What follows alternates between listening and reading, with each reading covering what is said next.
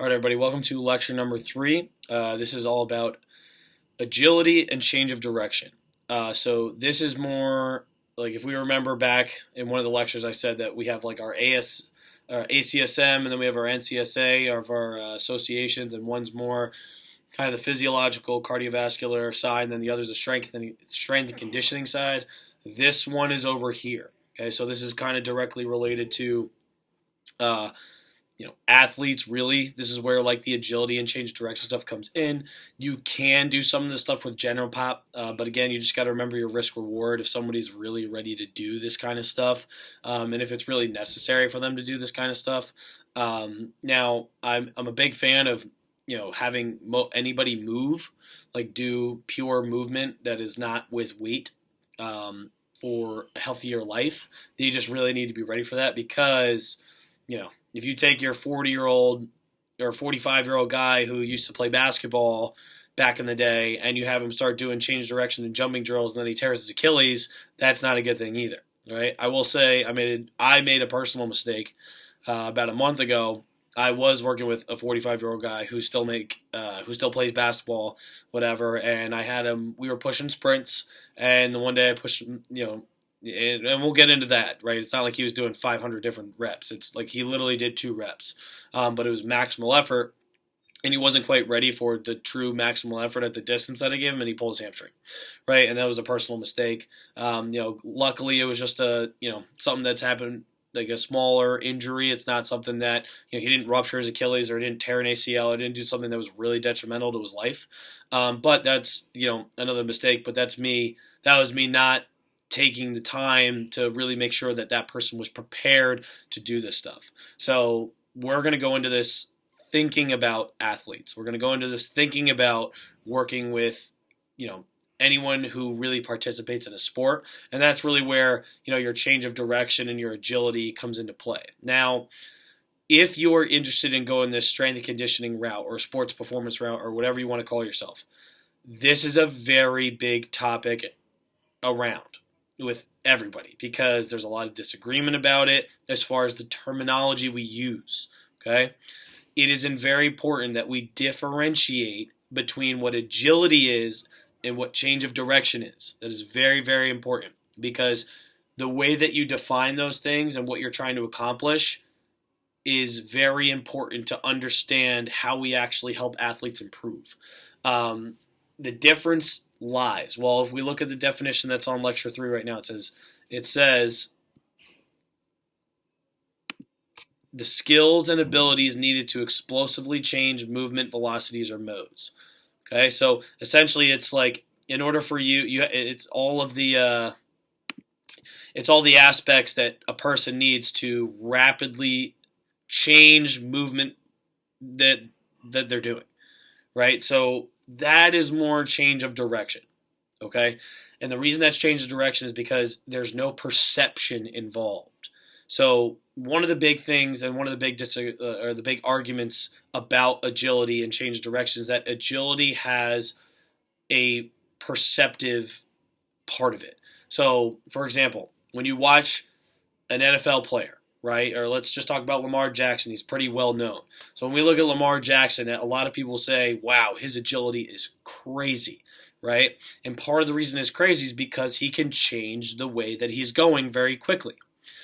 The difference between Lamar Jackson and anyone else is that even though some people might be able to change direction as fast as him, they don't do it for a reason, right? So if you have, Lamar Jackson and another elite athlete line up in a 5-10-5, right? So all 5-10-5 drill is someone starts in the middle, they run 5 yards this way, run 10 yards back this way, and then finish through the line. It's one of the big combine drills, right? But it's a change of direction drill. It's not an agility drill, right? Because the difference is there's nothing besides a direct cone or line telling the person to go the other way. So it's pre-planned. When you look at Lamar Jackson in an NFL game, he is doing everything unplanned. He is adapting to the environment and perceiving what's going on around him to find the best movement solution for the problem, right? So his combination of being able to change direction very explosively with understanding how to find open space and make people miss makes him very agile. right? So it's important to look at it like that instead of, wow, this cone drill is really going to help me increase my agility.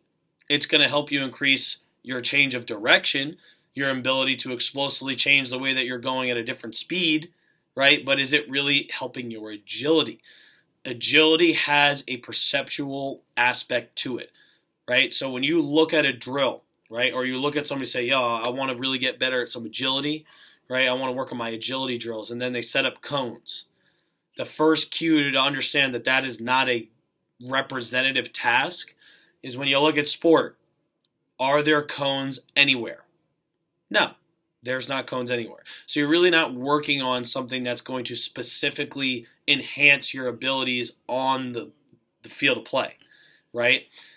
Are there a time and place for change of direction drills and cones? Yes, there's a time and place for that, and we're going to get into that. But it's just you have to understand up front that when you're entering this kind of world, that you need to have that differentiation correct, where change of direction is not agility, right? Agility involves change of direction. That is true, and that's where you have to understand the difference. When we talk about like perceptual cues, that's something that we're not going to dive like super deep into. All it is just understanding the environment you're in and what you're trying to accomplish. So, for example, if Lamar Jackson takes a snap at quarterback and then he changes direction the way he's going quick and runs all the way back there, right, and gets a safety. Well, he had really good change of direction, right? He changed the way he was going, sprinted back really fast, but it wasn't representative for the right task.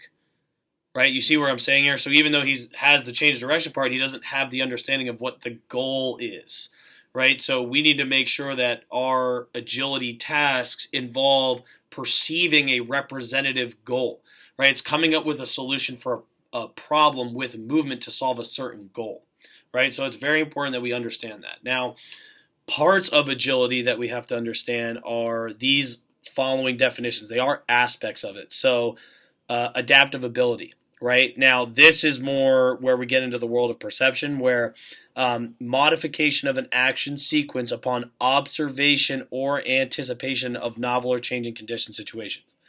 That is a really fancy way of saying changing what you're doing to fit how the world is changing around you.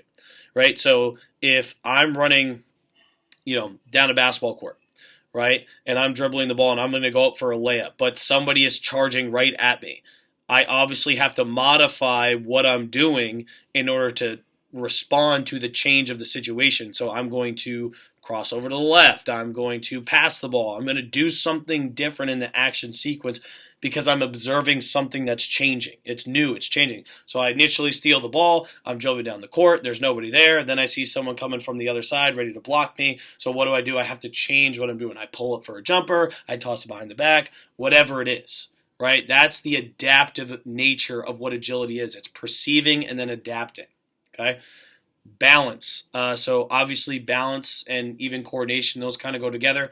You have to have some aspect of, or some ability to do those things where it's, understanding how to, have like static and dynamic equilibrium. Really what that means is just being able to reorient yourself, whether you're moving or be able to hold a certain position in a static, non-moving place. You have your coordination, being able to coordinate yourself through certain movement tasks. The better your coordination is, the quicker you'll get through a task. The quicker you can get through a task, the quicker that you can get something done productively, movement-wise on the field.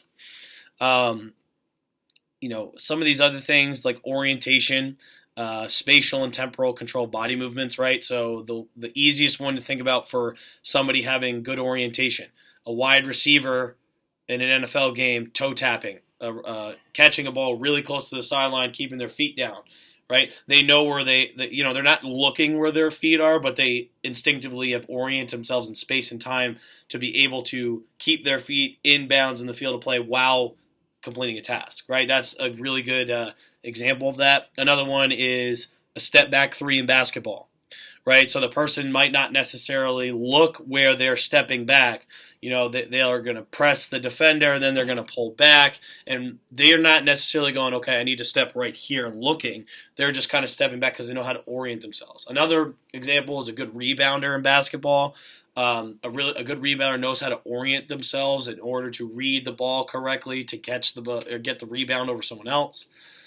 Those are examples of your, being able to orient yourself in space and time. Reactiveness, essentially, and this is the thing about this. This is more about your perceptual ability than it is like your body ability. So it's a quick, well-directed response to the stimuli, right? So in order to have a quick response to the stimuli, you have to understand what the stimuli is and what you need to do to combat that stimulus, right? So, we'll come up with another one. So, like for tennis, right? So in tennis, like if I need to react quickly, right, I'm going to assess how the other person is setting up their shot, right? If I can't assess correctly how they're setting up their shot, then my response is going to be slow, whether on paper I'm fast or not. So I might be the fastest person in the world, right? So, look at this. Usain Bolt. How well do you think Usain Bolt, the fastest human on the planet, would do in a tennis match? He wouldn't do that good, right? Just because he's really good at one specific task doesn't mean that he's going to be able to react correctly to a task that someone else can do, right, better, which would be a tennis player. So if Serena Williams takes on Usain Bolt, we got a problem here because Serena's going to kill him. So you see where that reactiveness, it's really about the person understanding what the actual thing they need to do is and then responding correctly. The responding correctly part, that's where your skills come in, right? So if you put Serena up against another professional tennis player, now that person has the skills that they need in order to be able to return that, okay? Rhythm, that's another, part of your coordinative abilities. That's having observation and implementation of dynamic motion patterning, timing, and variation. So someone who has really nice rhythm, that comes in handy with skills like sprinting, right? So Usain Bolt's a good example. He's very nice rhythm in what he does. Anyone who's a very good runner does. But those are things that are also going to help, right? Now, how do you train those things is the question. And the answer is kind of vague. Right? There's no one specific thing that you're going to do for balance, orientation, differentiation, reactiveness. Like those things are not something that you just check your boxes and train those. For example, most of the best athletes, best professional athletes, they necessarily didn't spend time working on their orientation, specifically, right? They probably worked on, I'm going to work on some, catching as many different footballs as I can in as many different places as I can, right? And kind of globally hitting everything, right? They were becoming more adaptive, really, at doing the skills that were required for their position, their sport, doing it as in many different ways as possible. So when you look at actually implementing and training these kind of agility things, the way that you're going to kind of wave it is how it's labeled here, which is general versus special, or you could even say specific, closed versus open, and then continuous versus discrete versus serial, right? So all this really means it's if we have a general agility test, we're trying to target the development of one or more basic coordinative abilities, right? So for example, this is where your cone drills come in, right? So if somebody really does not understand how to coordinate their body through going from left to right, going forward to back, opening their hips up and changing where they're going, coming backwards or running backwards to running forwards, right? Turning around and assessing a play. That's your basic cone drills, which are really, really general, right? These are general things that we see happen. They just don't necessarily have the perceptive cue to say when to do it and why, right? But it's very general, and it's very helpful to start there with when you're starting from square one, right? So if I look at training a younger athlete who isn't necessarily good at this specific task, well, I don't want to start with a super complicated drill that's going to involve him or her reading a play, and if a person goes this way, or if, if we have two people crossing, you got to read the right person to cross, and then you have to open and change direction. There's too much going on there where they don't even know the skill itself, in order to complete it while understanding the perceptual part of things. So that's why the general stuff is great, because the general work is what's going to lay the foundation for you to build upon that to work somebody towards actual agility. So really, these general agility tasks are really not agility. These are usually change of direction. So that is a very important point that I want you to understand, is that usually when you're thinking about general tasks, they are change of direction.